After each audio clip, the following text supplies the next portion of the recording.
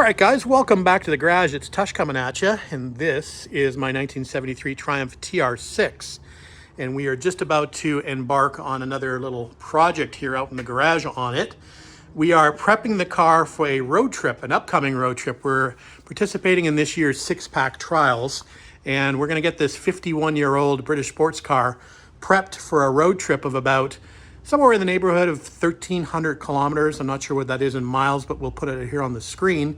So we figure it's about 500 kilometers one way to get to Corning, New York as our destination, and 500 kilometers on the way back. And of course, we're going to have a whole bunch of running around in between during the event, and during the event on the way down there, we're going to have some different side trips here and there. So what we want to do is we want to be methodical and go through the car and get it prepped for this road trip so we don't have any issues, or let's say we have less issues on the road. We don't want to do any roadside technical sessions. So let's get crack-a-lackin', and we'll break this car down into a bunch of small projects over the next couple days. It's supposed to rain here Saturday and Sunday, so it'll probably be a good day to be in the garage to check off these items off the list. All right, the first thing I want to do in order to start working on the list is to get the car up on jack stands. So we've got it centered in the garage, and we're just about to break out the ramps. I've got some Rhino ramps up there. It just makes it easier to put the car up on all four stands. So we'll back the car out slightly, put the ramps in place, drive it up on ramps, and then we'll get it jacked up and on stands safely before we venture underneath the car to start working on fluids, top-ups, and exchanges. And we'll talk about that in just a second. All right, guys, first task is done. We've got the car up on jack stands.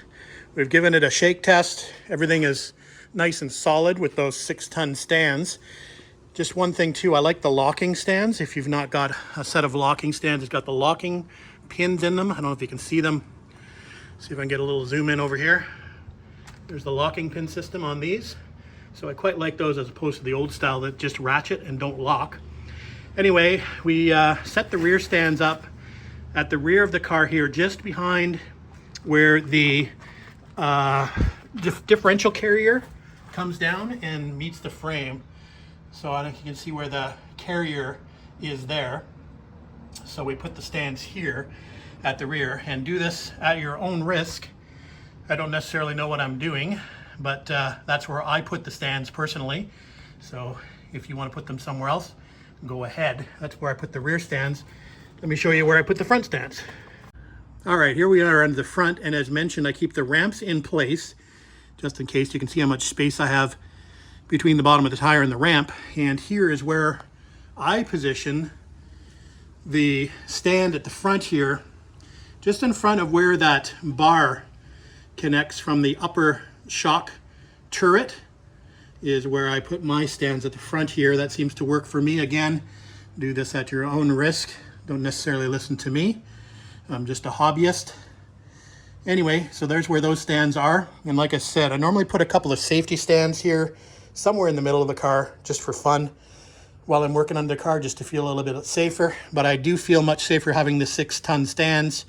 They're pretty solid. And of course, keeping the ramps there makes me feel a bit better. I also usually put a jack just slightly under the frame of the car, just up under the frame of the car, just in case it happens to fall, the jack can catch it as well.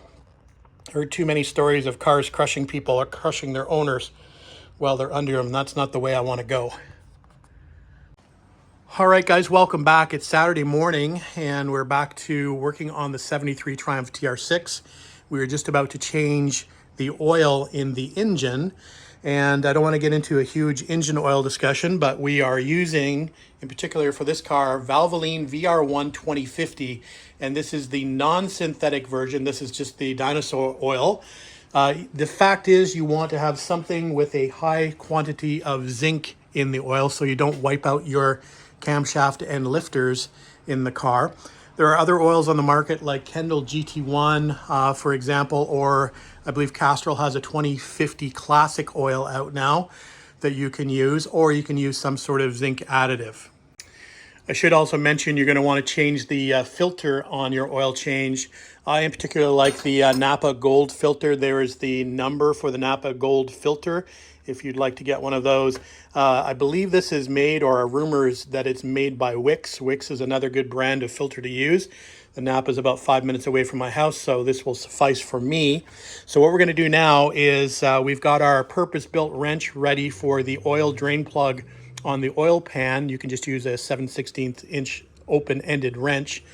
But we are about to start the car up and warm it up slightly below operating temperature. We don't want to burn ourselves when we drain the oil, but we'll warm the car up, which will make it easier to drain the oil out of the car. So we're just about to take the cap off as well, and it'll give us a little bit of more free flow out of the oil drain once we get under there with the oil pan that we have standing by. So we're going to get under the car, crack that open, and drain the oil after we get the car warmed up. All right, just under the car, and the oil plug on the TR6 is at the front of the oil pan. You can see it there, the square-headed plug. Follow it back. The oil filter here is located just in front of the clutch slave cylinder down here. So we had a Napa Gold filter on here before. So we are just about to crack that square plug, and we've got our drain pan below ready to catch. And we'll go ahead and drain the oil out before we go topside and put no oil in the car.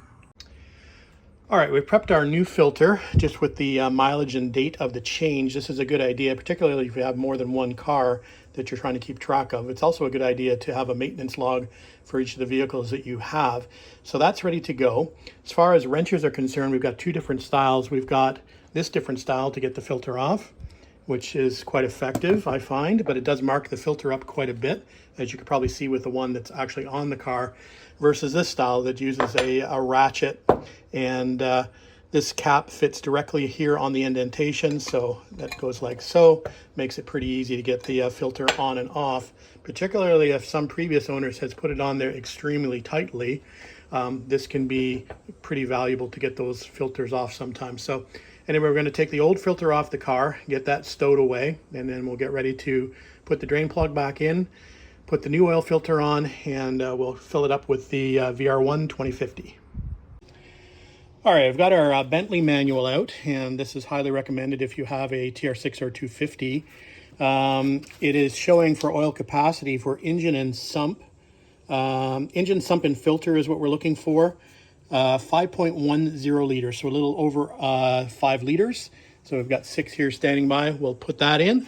We've got the oil filter tightened down, the drain plug tightened down, so ready to fill.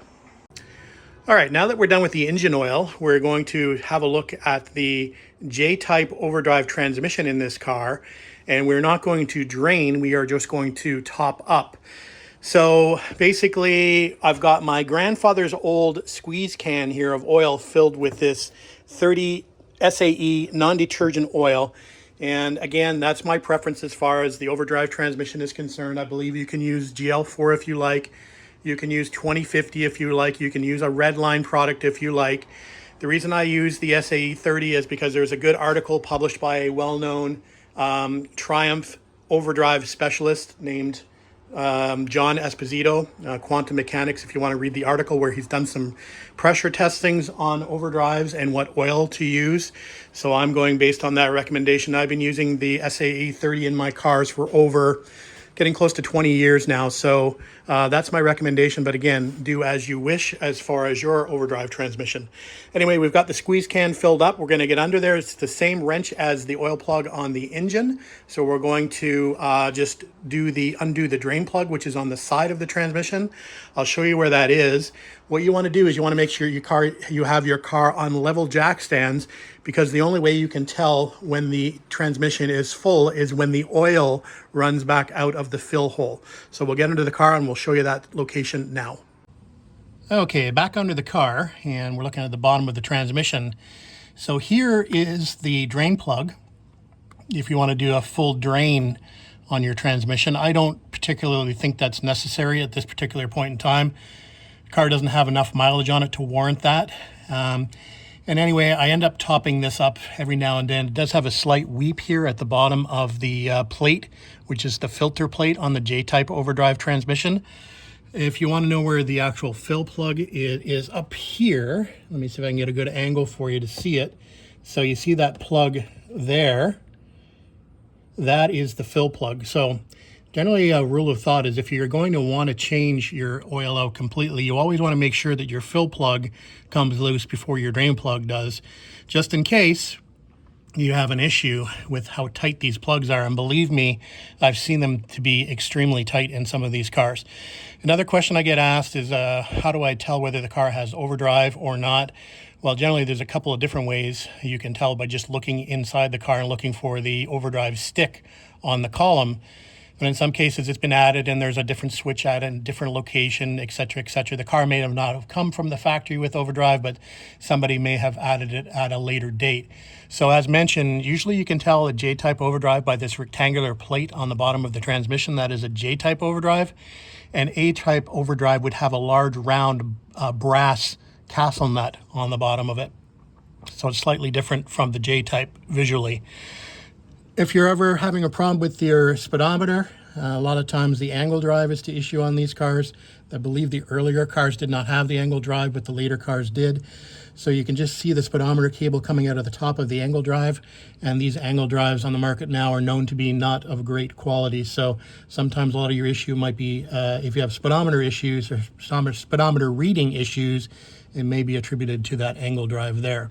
Anyway, we're going to bust open this fill plug. And as mentioned, you want to basically pump oil into the fill plug until it starts running out. When it runs out of the plug hole, your transmission is topped up. That's what we're going to do now. So as mentioned, you can use the specialty wrench to get these square plugs off, but if the plug is in there extremely tight or you want to get a really good grip on it, you can actually use a 1/2-inch 12-point socket. So we've got one here. That seems to work really well on the fill plug on the transmission because of this little stepped flange here. It's a little bit difficult to get the purpose-made wrench in there, just the angle of it. So this works really well for you guys. You might want to invest or have a 12-point socket on hand.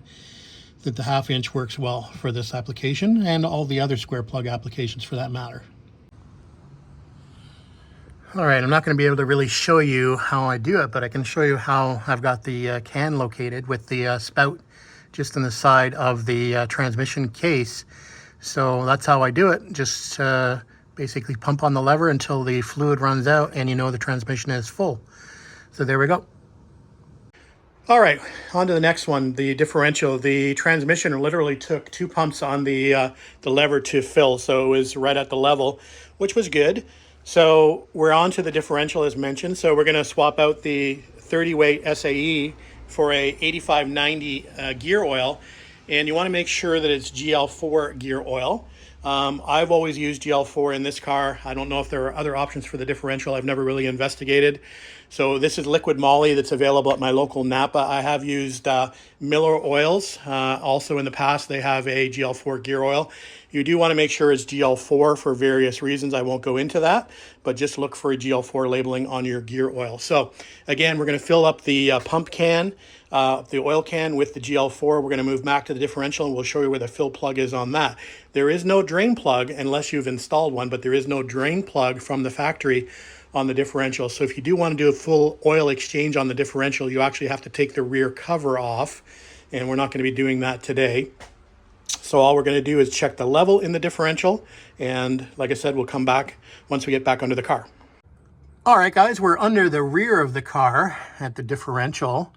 As you can see here, we have a stock differential in this TR6. In my TR250, I run the Nissan differential, but for the stock location for the fill point, it is right here up on the side. You see the square plug there. So if I bring this back a little bit, maybe you can see a little bit better as to where it is. So that's what we're going after.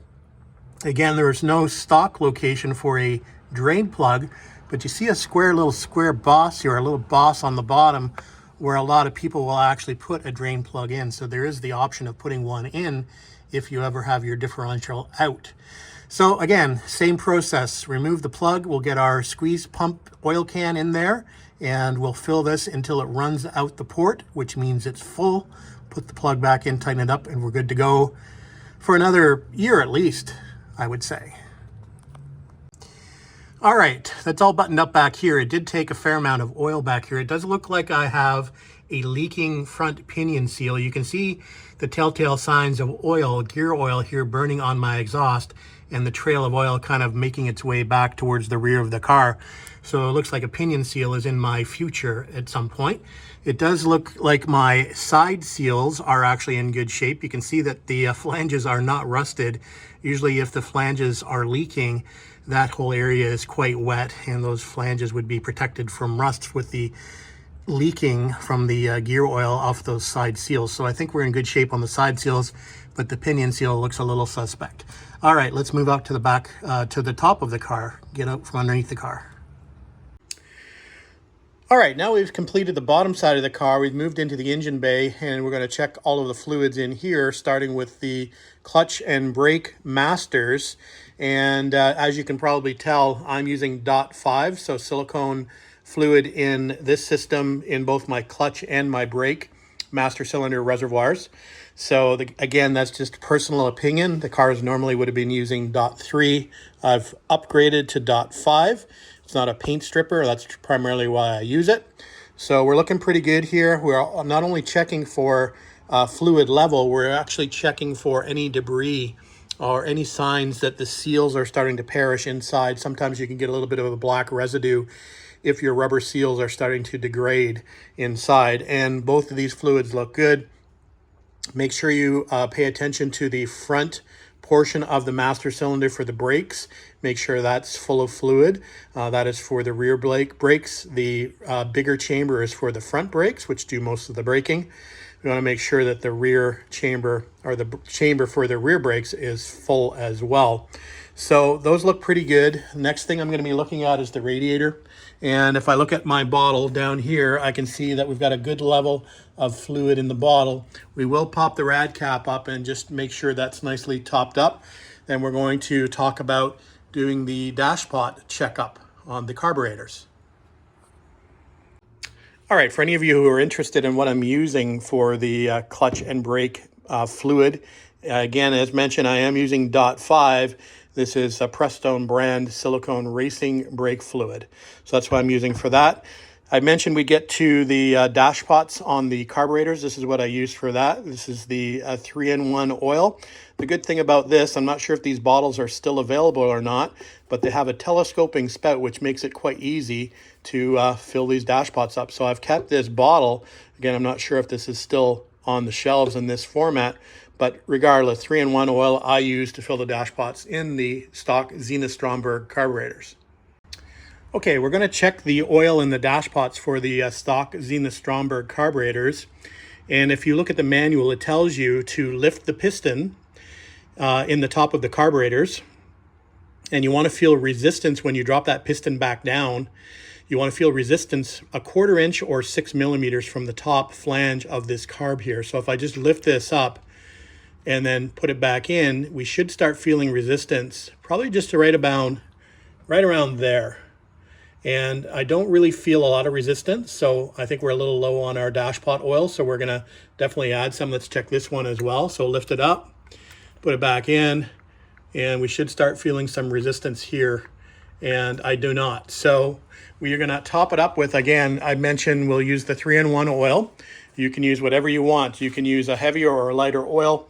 It will affect your throttle response through the carburetors. Heavier oil means that the piston will raise slower and will affect your mixture. Lighter oil, the pistons, the air valves, or pistons if you want to call them, will raise faster. So I always tend to keep it fairly consistent with the 3-in-1, but you can use pretty much anything you want in here. Again, it's personal preference. Some guys will use automatic transmission fluid. Some guys will use engine oil. Some guys will use the actual ZS or Zenith Stromberg or SU fluid for these. So anyway, your preference, but I'll stick with the 3-in-1. That seems to work well for me. So we're going to top these up and we'll come back. Okay, dashpots are filled up now, and we're getting a good resistance on our little plunger. I've just tightened these down, but we're getting a good resistance on our plunger when we do so I can just start to feel right around there. I can start to feel resistance. So they should be good now on both of these dashpots. So you might be asking, okay, where does the oil go? Well, what happens is there's a little O-ring on the inside and that O-ring dries out and perishes and allows the oil to escape. So that may require you to change that O-ring out if you're constantly having to add dashpot oil. I only have to add once in a while, so it's not too bad. I do carry that little bottle of 3-in-1 oil in the boot with me, so if I need to top it up, I can. But right now, doesn't really warrant me taking them apart to replace that O-ring, so we'll just run as we are. Okay, radiator's done, dashpots are done, brake and clutch masters are done, so I think all the fluid checks in the engine bay are done. Let's move somewhere else. Actually, you know what? Washer bottle. So this washer fluid's been in here for a long time. And if I recall, at one point, I think the washer fluid in here was green. And if you can see now, it's turned this lovely shade of brown.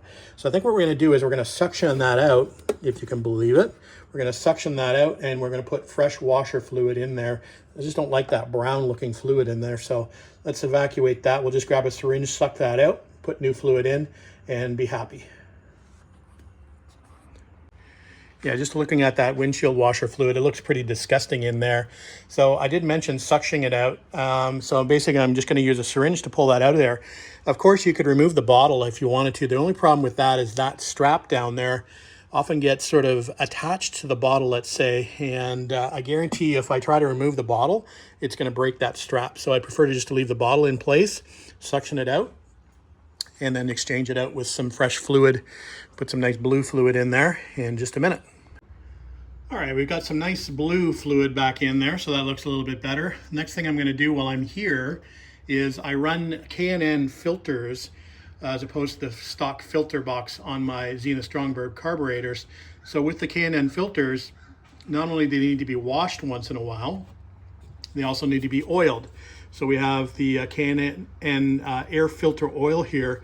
So we're just going to, while we're here, just give these a quick coating of oil, and those will be good for another year's worth of driving with the amount of mileage I put on this car.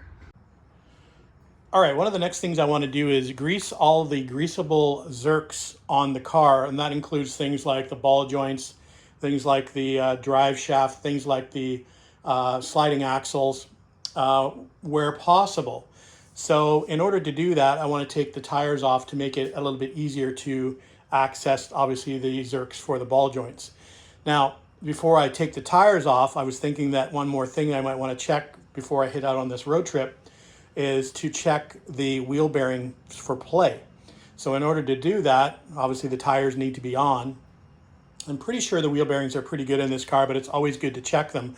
I know that I actually packed them recently, so I'm not concerned about grease. I'm more concerned about just free play in the bearings. So in order to check that, it's just really a quick physical, I'm going to call it, inspection. So we'll just sit down here in my trusty milk crate, and all we're going to do is we're going to grab the wheel and we're going to give it a pull in a couple of different directions. So we want to check for movement, and actually there is a little bit of play there. My bearings might need a little bit of adjustment, so there's a little bit of play up and down. You can also check here. A little bit of play there as well. So I think, to be honest with you, I think this bearing could probably use, I don't know if you can actually discern that. You probably can't in the camera, but I can definitely feel it. So there needs to be a little bit of play there, but obviously you don't want excessive play. That's going to wear your bearings out prematurely. So I think what we're going to do is once we pop these wheels off, in order to get to those grease zerks, we'll go ahead and we'll tighten up the nut on the bearing just to give it a little bit less play. All right, so that's what we're going to do.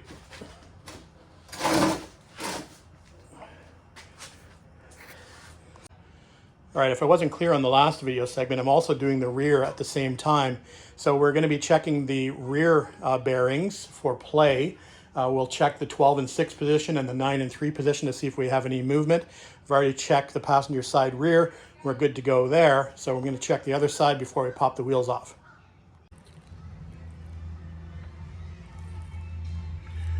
All right, let's give you a quick look in here at where we're going for. So obviously we need to grease ball joints, we need to grease tie rod ends, and we're going to have a look at everything else in here eventually, bushings, etc., brakes.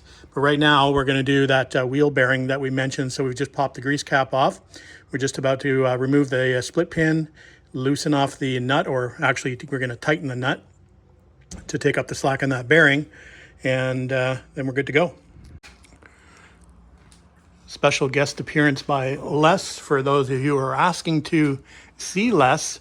How's it going? Going okay. It's wet and cold. Middle of summer, getting towards the end of summer, so not much summer left. What are you doing? Checking the brakes? Getting the car ready for the trials.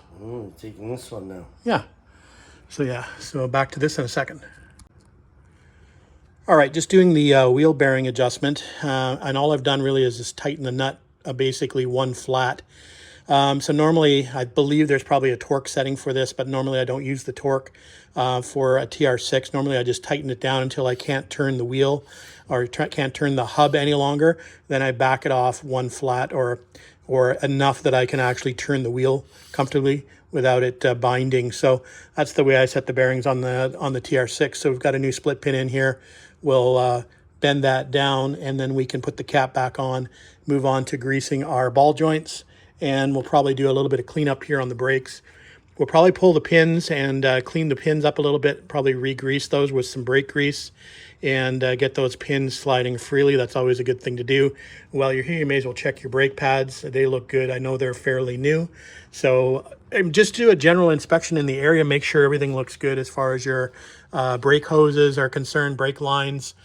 Make sure your bushings look good. Make sure all your cotter pins are in place, etc., etc. Just really a really good general inspection of the area. I can see here on my tie rod, for example, that although that looks good from the front, it's actually missing a chunk of the boot here in the rear. If I go around the edge, I don't know if you can see that there, but I've got a little bit of a boot missing. So I've got to get a new boot for my tie rod end. Otherwise, we're going to get a lot of grit in there combined with that grease, which won't be good. So anyway, it's always good to do general inspection before you go for any trip.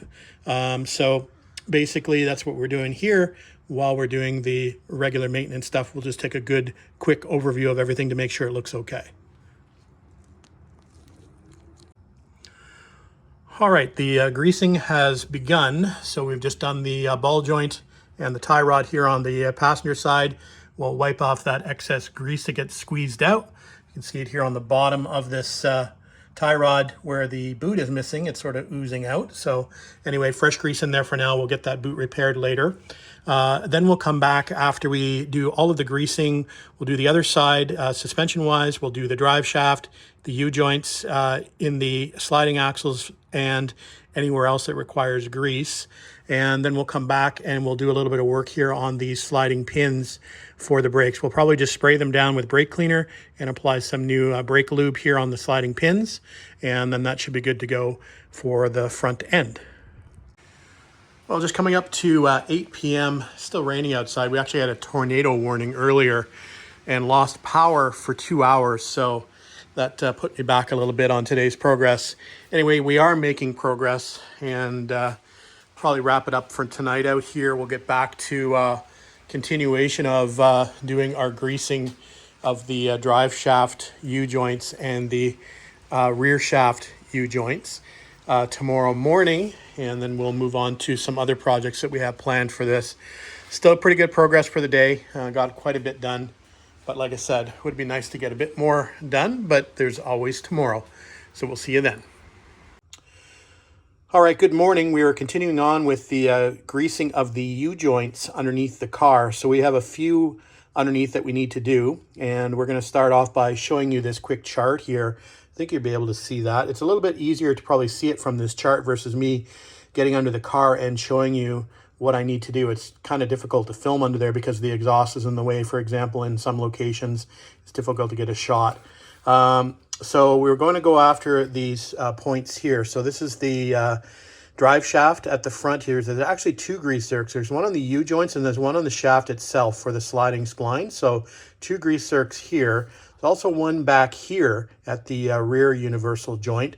And then you've got a couple of grease zerks here under these boots at the rear sliding axles. Now there is also a greasable zerk here on the inboard U-joints. Unfortunately, they're so far inboard, they're actually inside the trailing arms, and they're pretty much impossible to get to unless you pull the axles out, and we're not going to do that. So anyway, we're going to get down underneath the car, and we're going to grease up these points, and then we'll continue on.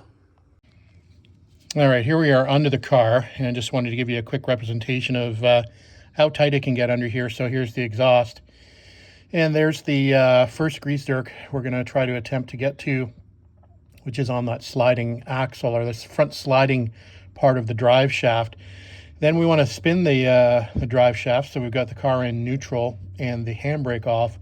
We're going to be able to get to the grease zerk on the U-joint itself. It can be difficult to get a grease gun up in there, but it can be done. So anyway, that's what we're up against. So that's the first two spots we're going to do, and then we'll move towards the back of the car. Okay, we're moving to the back of the drive shaft now, and we can just see here inside the grease zerk for the rear U-joint. So we'll go ahead and do that now. And then we're going to go back here to the half shafts, and inside here we've got another U-joint where we're going to find the grease zerk back here. We're going to lube these up as well. As mentioned, there's also a grease zerk way back in here on this U-joint, but you won't be able to get to it, unfortunately, unless you remove that axle out of the trailing arm. We're not going to be doing that today. All right, let's get these lubed up.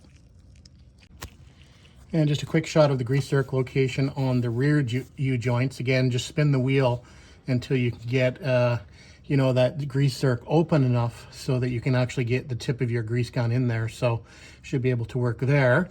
So we've just flipped the boot back to be able to visualize that. So we'll get the grease gun up there and get that greased up, move on to the other side.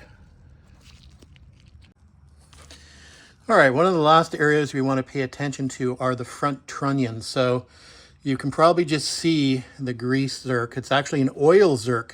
The trunnions actually take gear oil. So we have an oil gun for the front trunnion. So we're going to clean off that zerk a little bit there at the top. We're going to get our oil gun out, and we're going to inject some oil into the trunnions for the steering swivels, basically, to make those nicely lubricated and good for the next little while. So we'll break out our oil gun and go to town on those two grease zerks, left and right.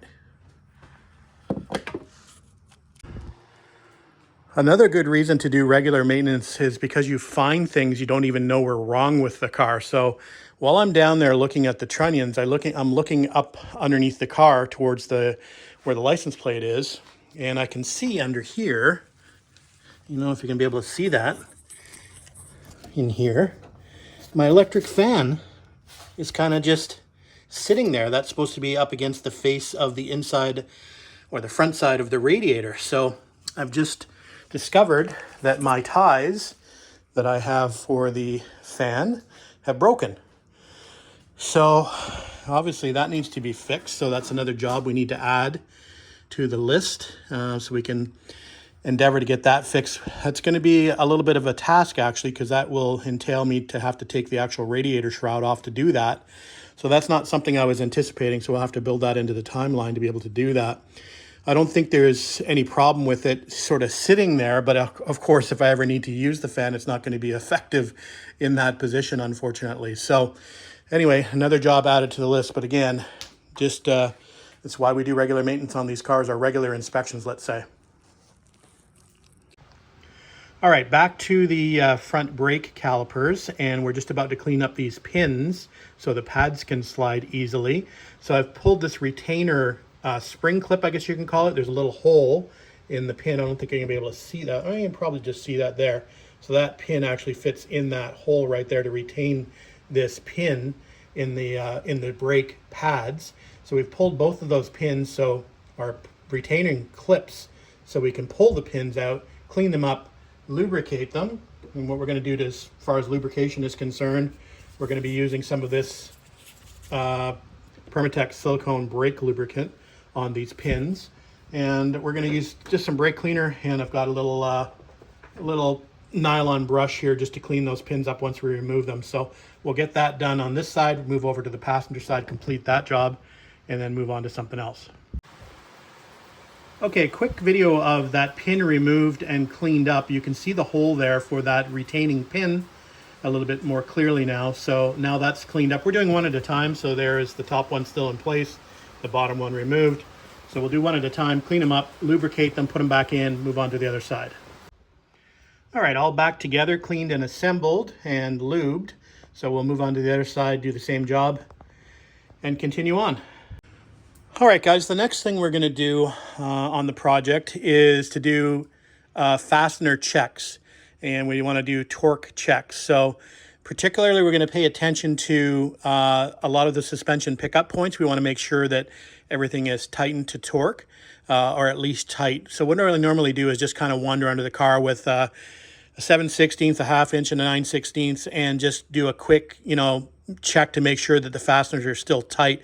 I don't necessarily do a torque check. I just make sure that they're actually still tight by hand and nothing's loosened off. I do, however, use the torque wrench on certain applications, like here at the rear hubs, where the trailing arm attaches to the rear brake back plate. We want to make sure that these fasteners back here are attached and torqued accordingly. So we'll talk a little bit more about that after we get the brake drum off. These are the aluminum Alfin drums. I believe they're off a Nissan 240. Don't quote me. I've had them on the car for since the car was restored about 18 years ago, and they've been great. So we're going to pop these off. We do have Richard Good hubs on here, so they are going to look a little bit different from stock hubs, but as far as the torque sequence is concerned, or the torque tightening is concerned, it's the same for the Richard Good hubs versus the stock hubs, particularly if you're using, I'm not sure if Richard Good has I believe he has a larger stud option for his. I'm not sure if the stud tightening is the same for the larger stud, but these are the stock studs that are in here, so we're going to be using the stock torque measurement. All right, I've got the brake drum off, and I want to show you the fasteners we're going after. So you can see these little nuts here on the inside, and they're accessible through this cutout on the axle flange. So you can stick a socket through here on a torque wrench. So we've got our torque wrench standing by here, and this is important on this particular fastener. You do not want to exceed, I believe the manual says, 16 foot-pounds. So we've got our torque wrench set to 15 foot-pounds, and we're just going to go one by one and make sure that these are all torqued to at least 15 foot-pounds. And again, a lot of times you'll find if previous owners have worked on your car, they'll tend to over-tighten these, and the studs easily strip out from the aluminum trailing arms, so then you get into a repair with a helicoil or drilling them out larger, etc. So we want to make sure that these are torqued only to 15 or 16 foot-pounds max, and this will save you from losing your wheel. All right, let's do these together. So this has got a audible and a sense function on the torque wrench. It actually vibrates and actually beeps when it reaches torque. So here we go on the first one. Again, just spin this basically to get to the other one, to the next one.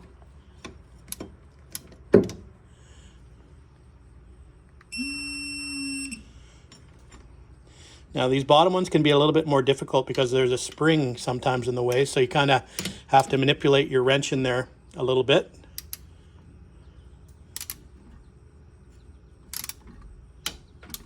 Still on the spring. There we go.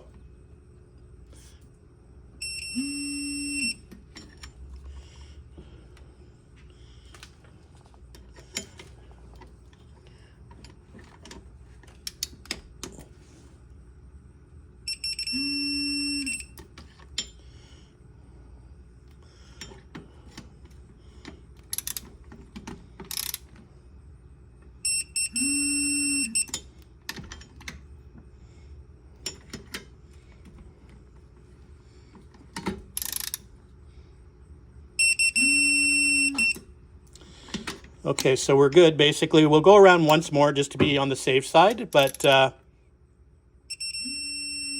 all these look good.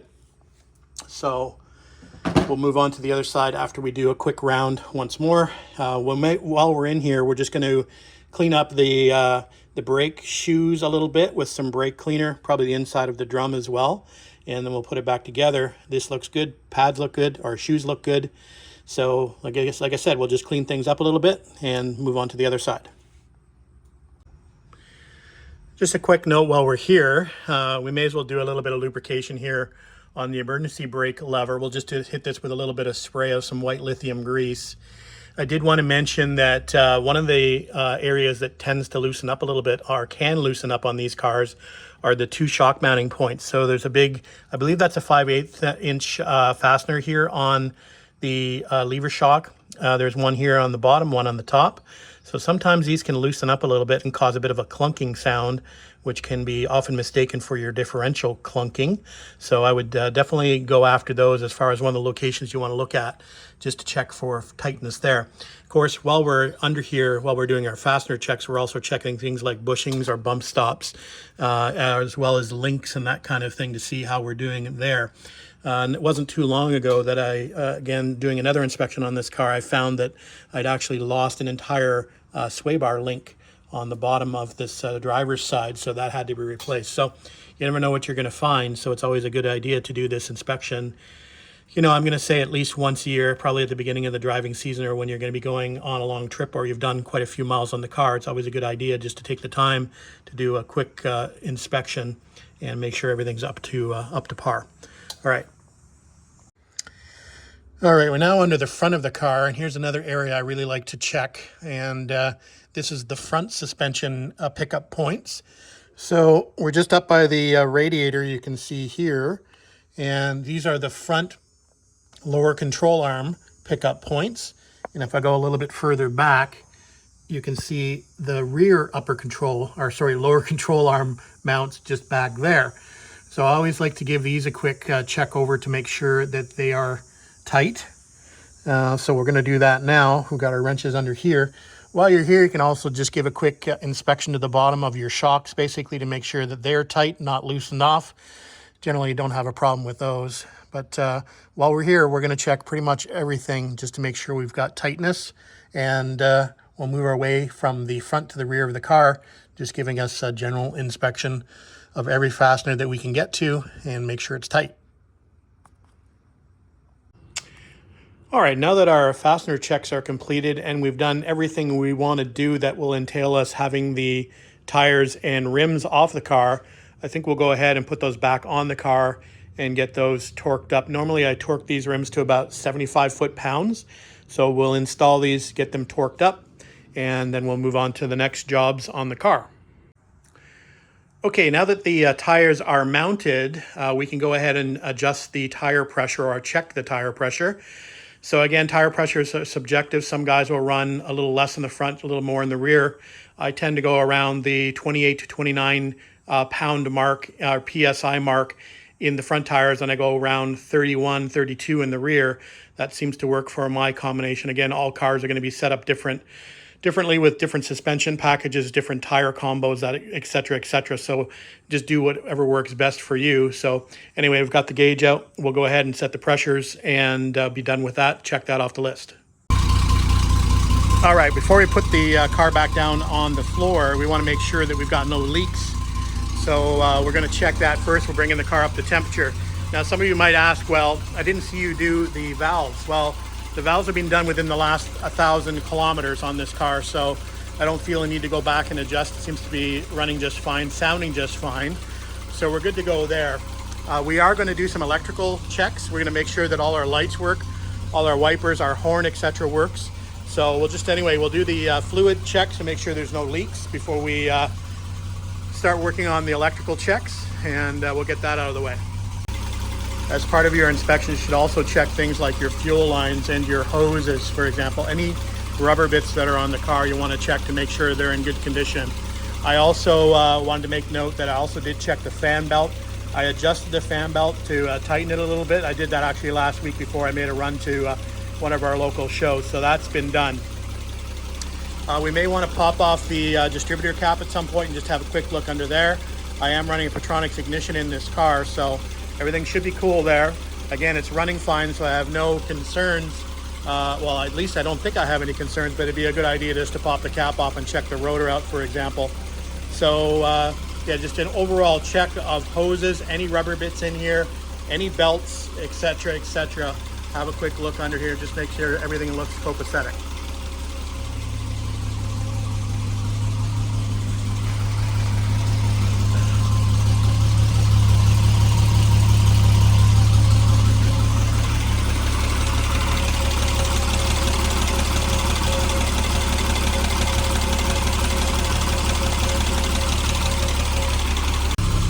All right, let's do a light check while we're here. So full lights on, and we'll check our headlights first.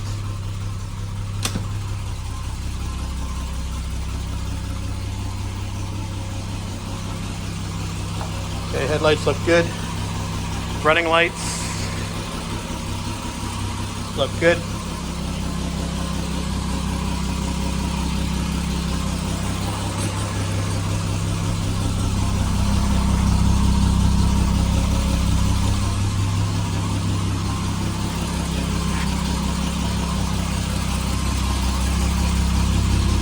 Tail lights.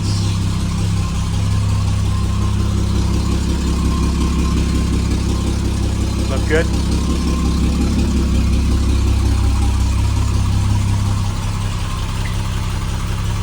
Let's go high beam.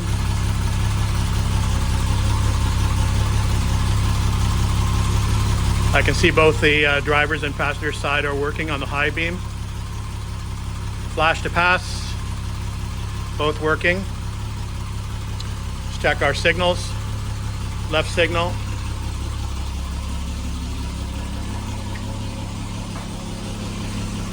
Working.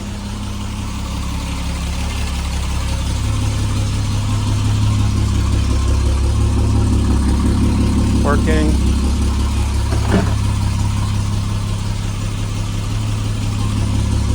Right signal. Also working.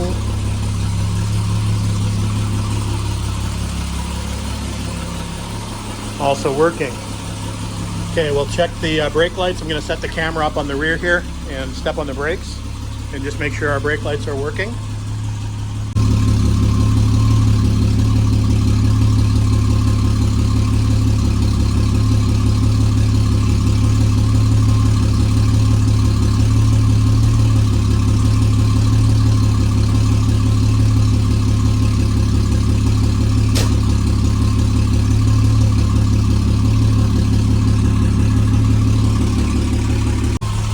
Okay, all our gauges seem to be working. I can see my gauge lights on there. You can probably just see the greenish glow on the inside of the gauges. I can see that they're all illuminated, all four there. These two. Check our wipers. They work, they park. And our horn. I can hear the relay clicking, but might have to give the horns a bit of a hammer. Let's check it out. All right, horns are now working. Just a quick tap with a hammer underneath the car and they're good to go. They often seize up a little bit after you don't use them for a while. We're going to do another small project while we can. We have these lights here from Lights Up, which are going to replace, so these are LED lights that are going to be replacing the brake and running lamp assembly, or bulbs basically, and the tail lights. So if we go back to the rear of the car, there's a couple of panels we need to remove, just fiberboard panels in the trunk on either side. Here they are here, which will allow us to get to the tail light assembly on the inside. So we're going to swap out the brake light, running light bulb, and these are direct replacements for those. So we'll swap them out, check to make sure they work properly, and then we'll go on from there. By the way, 90% chance of rain today. Looks pretty good. It's supposed to be 2 car shows I could have gone to today. Oh well. Anyway, I'm sure it'll probably rain later this afternoon, but it's looking pretty good at the moment.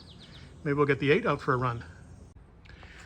All right, the panels are off, and I just wanted to give you a quick look at this before we do the exchange. So I have a special kit on the back of my car. It's a good upgrade if you can do it. If you notice, each one of my bulbs has an individual ground. So this was a kit sold by a guy named Blue Chips. I think it was 2001 on eBay back in the day. And he used to sell these grounded bulb kits. So you can actually do this yourself. I just wanted to show you that's a great idea for anybody who has issues with dim or non-existent tail lights. It might be your grounds, and this is a good way to get around that. Anyway, we're going to swap this bulb out and see if we work with the LEDs. All right, the driver's side LED bulb is in, and I thought you might want to see a comparison of the LED versus the regular incandescent bulb. So here we go. So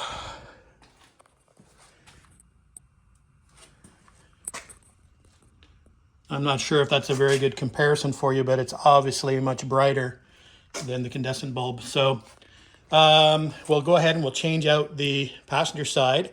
Then we'll do our brake light check, and we'll call this one done after we put those panels back on. Okay, brake light check with the LEDs.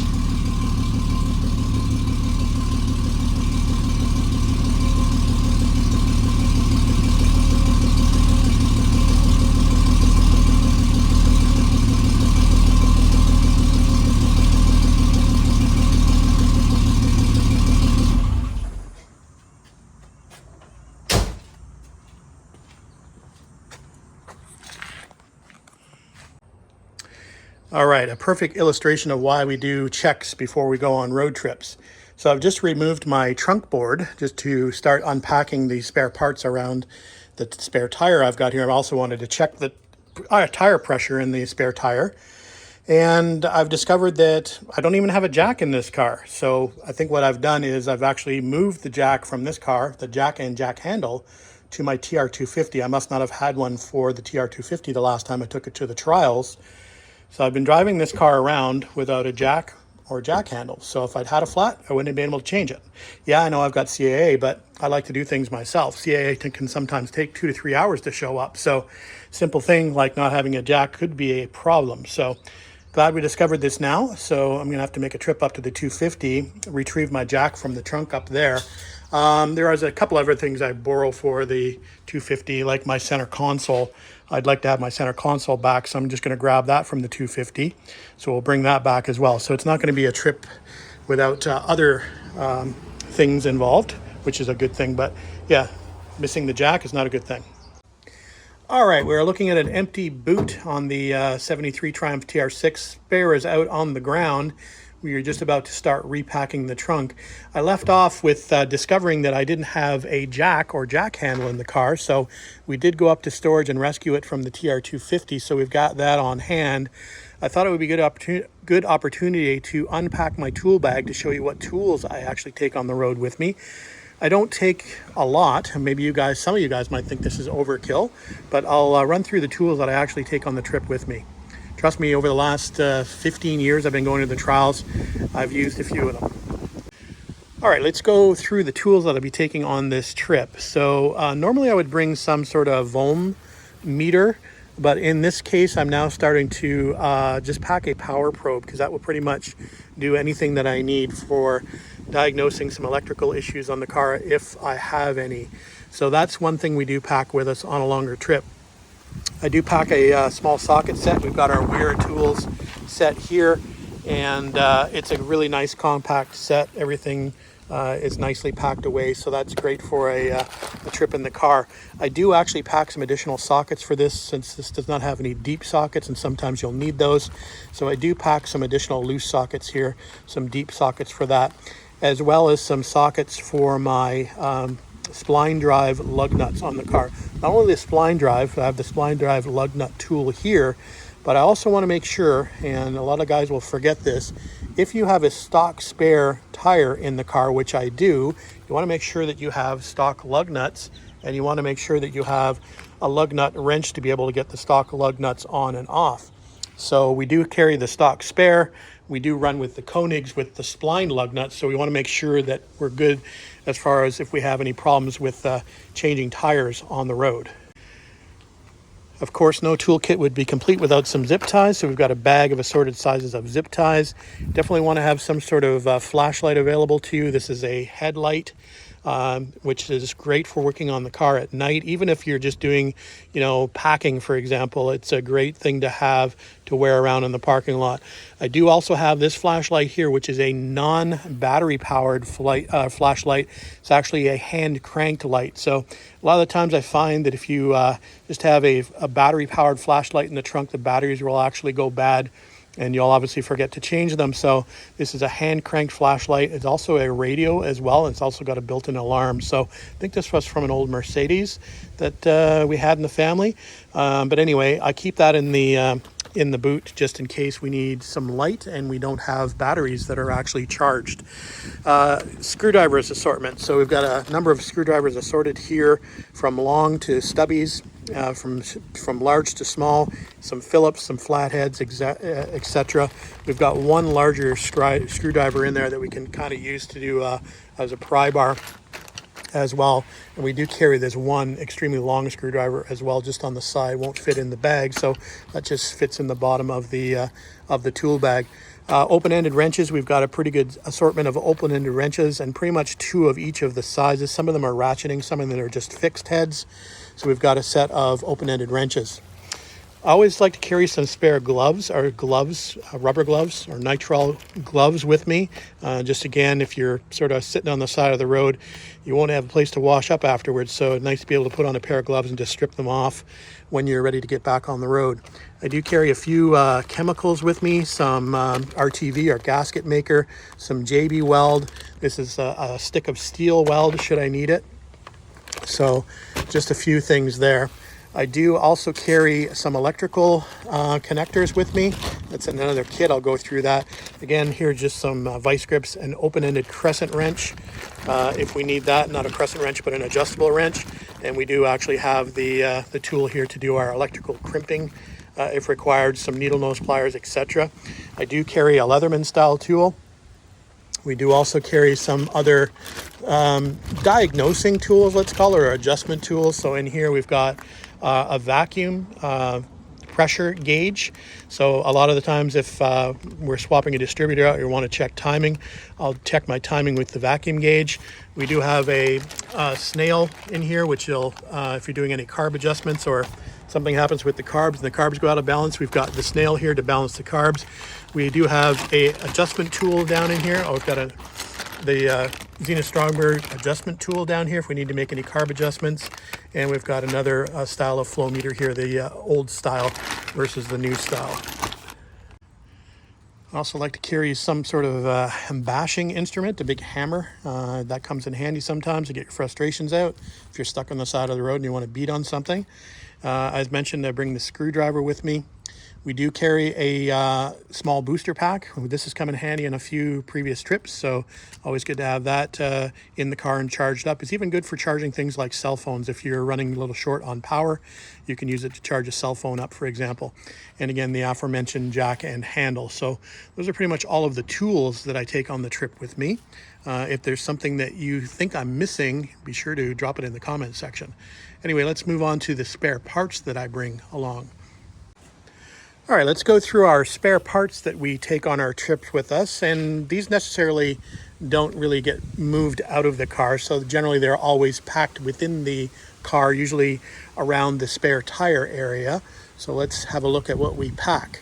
Fuel filters are one of the things that can be problematic on the cars, especially if you have a little bit of a rusty tank. Fortunately, I do not, but it's always good to carry at least one spare filter with you, fuel filter with you, if you can. I bring two basically because there's usually somebody on the trip that has some sort of issue and may need to use one, so better to have two. I also bring a little bit of spare fuel line with me if we have an issue with a leaking fuel line. I do have a couple small lengths there, plus I carry a little bit of larger length here of the 5/16 line as well, should I need to make a repair. Good to have that along. Some spare spark plugs. These are used plugs, not brand new, but it's always good to have a set of extra plugs with you. Extra ignition coil, so we've got that. Never had a problem with a coil personally, but it's always good to have one along. I know one person needed one last year, so good to always have a spare of those. Now, I have had issues with fuel pumps, and I still run the mechanical fuel pump on my TR6. So we always carry a spare mechanical pump with us. So I've got one spare mechanical pump. Sometimes I actually even carry two with me, but we're going to actually break down and just carry the one spare. And then we've got a universal electronic fuel pump as a backup, and this one is pre-regulated. I believe this one is regulated down to between 2 and 4 pounds or 4 psi, so that would be fine to run without a regulator. We obviously need to have something to wire that up with should we have an issue and want to go to the electric pump, or any other electric issue. We might need some extra wire. So normally I pack a few spools of wire, just black and red and a little bit of green there, and some electrical connectors so we can make some connections along the way as well. I like to carry a spare distributor. I do run Petronics in my car. I've never really had an issue with the Petronics, but I do have a full spare distributor already loaded with points should I need it. Got a spare cap here as well, a used cap. You can see this one's fairly well used, but it's always good to have an extra spare. Garbage bags are great to have on board in case you are on a rainy night or a rainy day and you need to lie underneath the car. It's good to have these to use as a ground sheet, or you can make a poncho if it's raining, for etc., etc. I've also used them to wrap luggage as well to keep my luggage from getting wet if it's particularly rainy. Those can come in handy. I always like to carry a spare set of rad hoses, so we have a full spare set of rad hoses for the TR6, including an extra spare top rad hose. If it's going to go, it's generally the top rad hose that goes, I find, so it's good to have a spare of those, along with all of the clamps. We've got small and large clamps. They're part of the kit. You can probably see them in here, but I've got a few extra spare clamps as well for that. Fan belts. You want a couple extra belts, or at least one extra belt. Although it can be difficult to change this on the road, it'd be good to have one anyway. So I've got a cogged and non-cogged belt here. This is actually a oil gauge line, and the oil gauge lines on the TR6 are fairly fragile, and a lot of them are 50 years old now. So they're this little nylon line that runs up to the gauge. You can see it here, and they start to develop some cracks. So if you ever start to have a leak or a blowout in that line, I've got something to replace it with. That would not be a quick fix, but at least it'd give me the option of fixing it out on the road if I had to. So we carry that along with us just in case. Coil of wire, and we've used this on previous trips. We've had people lose, part of their exhaust, or an exhaust mount has failed. So we've used that to wire up an exhaust on previous trips. So it's always good to have some spare wire just to wire things up. We'll go through the orange kit here. This is my waterproof kit, my Pelican case. We'll go through and I'll show you what I got packed up in that. All right, there's a quick look of the trunk area before the trunk board goes back in on top. So we've got pretty much everything packed around the spare. It's pretty much surprising what you can get in there. Everything I had basically on the tailgate of the truck as far as spares parts were concerned are tucked down in the spare tire well, and some on top of the spare tire. So we'll put that trunk board back in, put the carpet back on, and then we'll talk about what we've got in this little orange kit down here. All right, let's have a look at the Pelican case. So some odds and sods in here. Some of it I don't necessarily need to bring with me, but I do. Anyway, I always pack a few extra bolts and nuts just in case, and some washers, just in case I have something come loose that I need to fasten. So that's not a bad idea. I do have another small kit over here of just some self-tapping screws that I also include in there. I've got some various clips. These are door panel clips. This one is a vacuum pipe clip, so a couple different assorted clips in there. Most importantly in this, I have the heater valve. I've had a heater valve fail on me before, so I always carry a spare heater valve. A lot of guys have upgraded now to a Four Seasons style, which is I think it's an AMC Rambler type valve. But anyway, I still have the stock valve, so we keep a spare of that at all times, not just on road trips. Electrical tape, definitely a must have. This is a bunch of distributor stuff, so I've got a spare Petronics unit in here, a bunch of different spare, basically condenser, points in there as well, just in case. So just kind of a random bag of stuff for the distributor. Fuses, you definitely need some fuses if you run into an issue. We've got a blown fuse. We've got lots of different British fuses in there for that. Diaphragms for the carburetors. I've got a couple different sets here, ones that have been on the shelf for extremely long period of time, but they're still soft. They don't look so good. And I've got another set that I used to carry in my glove box. I've just moved now to this orange box, along with a couple of different screws for the Zena Stromberg carburetor tops, in case you strip one or lose one. Little feeler gauges, little set of feeler gauges, that comes in handy. Muffler clamp, that comes in handy. Got some jump leads for our electrical, so those come in handy. Little magnetic reach tool. You never know when you're going to need that if you're working on the car out in the parking lot and you happen to drop a screw where you can't get to it. It's good to have that. Got some spare bulbs, This kit is just some spare. I really don't need to carry this, but sort of fits in here anyway. These are just our vacuum connectors. So sometimes the connectors split on the car. This is for the brake booster. These are just little grommets for the brake booster I keep in here. These don't necessarily need to be in here. They're just a couple of decals, but I just keep them so I know where they are. This is a whole bunch of fuel-related stuff. So in here, we've got some of the ferrules or olives basically for the fuel lines, as well as some O-rings for the bottoms of the carbs where they tend to leak out of. So we've got some O-rings there. We've also got some fuel connectors here. If we need to splice in a piece of fuel line, we've got a couple connectors there. We can splice some line in somewhere if we need to. So that can come in handy. Some springs. These are for the accelerator pedal. And for the brake and clutch pedal. So if you happen to have a spring brake on, you've got a few springs spare. Apparently I have a bit of a rotor fetish. So we've got another cap and a bunch of rotors here. Plus I've got another couple of rotors there. This is an assortment basically of TR6 and TR3, TR4 rotors, because again, this kit sort of travels between cars. So it's not just all TR6 stuff. There's also some 4-cylinder stuff in there. These are the little coupling connectors for the throttle shaft rods to your carburetors. Sometimes they break or pop off, so we carry a couple of those. And as mentioned, we have some electrical connectors that will stick in here as well if we need to do any electrical work. And I think that is it for this kit. So that will just go in the trunk. And if we need it, we need it. If we don't, even better. But it's always good to have the spares.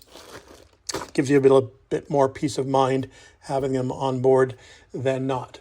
All right, if you happen to be going to a show with a car show component, in the fact for the 6-pack trials, I'll be doing 2 shows. I'll be doing British Car Day on Sunday the 15th, and then on Saturday the 21st, I believe it is, there's also another car show down at the trials. So we want to make sure that we have some cleaning stuff for the cars and some regular maintenance stuff. So just a quick cleaning kit I put together for the trip. So we've got some shampoo, bodywork shampoo or car soap, if you want to call it that.